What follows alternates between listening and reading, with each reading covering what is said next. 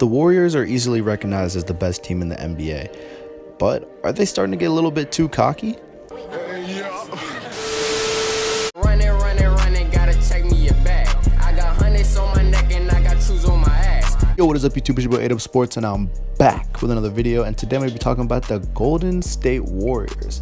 Alright, so the Golden State Warriors, everyone obviously knows they're the best team in the NBA. They just won the finals and Draymond Green's head is strong. So Draymond kind of reminds me of someone. But in all seriousness, a lot has happened in the NBA, and obviously a lot of people have changed teams. Obviously Russell Westbrook, Paul George, Carmelo teamed up to form a little super team. Chris Paul went to Houston, and a lot of other little trades. I'm not gonna get into all of them, but you know, obviously the NBA, it got a little shaken up. You know, Kyrie, Isaiah Thomas. You know, I talked about that in a different video. But the NBA has drastically changed, and this year is about to be something like probably like we've never seen before. It's about to be straight super teams. It's about to be like 7 or 8 good teams, and everyone else is going to be complete trash, which honestly is probably going to be fun to watch once the playoffs come around. But until then, the NBA is probably going to be pretty boring, but you already know I'm still tuning in. But to get back to the topic, are the Warriors getting too cocky? Yes, they are, but you can't really blame them considering they've won 2 finals in the last 3 years, and they obviously have the best roster in the NBA. And with everybody on the Warriors coming back healthy, KD, Klay, and Steph all ready to go, and Draymond, it seems like they're preparing themselves for the best season they could possibly ever have. Maybe even a season that beats 72 games, but that's just what they think. And Draymond Green, being the guy he is, never afraid to speak his mind, basically said the Cavs didn't stand a chance, and it pissed me off that we didn't sweep them. Even Steve Kerr is getting in the fun. He said Steph Curry right now is at his absolute peak, and he puts the fear of God in defenses. What? So you're telling me that everyone on their team right now is believing that they are by far the best team in the league, which they should. They won the finals.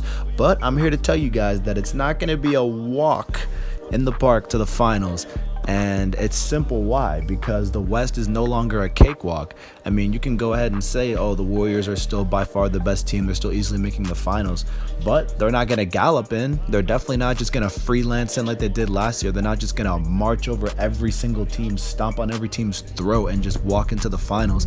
Now they got to go through the Thunder. They got to go through the Rockets, you know, and the Spurs, the Spurs with Kawhi. If Kawhi is healthy, we saw what the Spurs did for about 2 quarters until, you know, Zaza Pachulia hit him with that cheap shot. You know, obviously that's not even a basketball play. That was just pure dirty basketball what Kawhi did, or what Zaza did to Kawhi. And also, I don't know, I got a strange feeling about the Thunder this year. I feel like they're going to be a lot better than people are expecting them to be.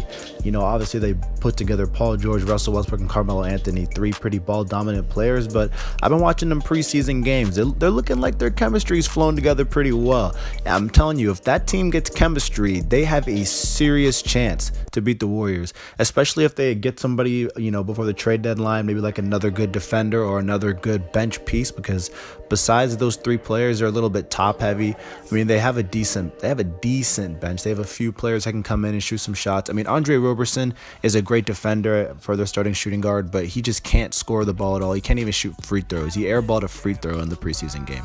So they really need someone who can like score the ball on the bench, because they're probably going to have Paul George and Westbrook run with the first unit, and then they're going to sub out and Melo's going to run with the bench. That way he can get his scoring going. That's what they were doing in the preseason, at least.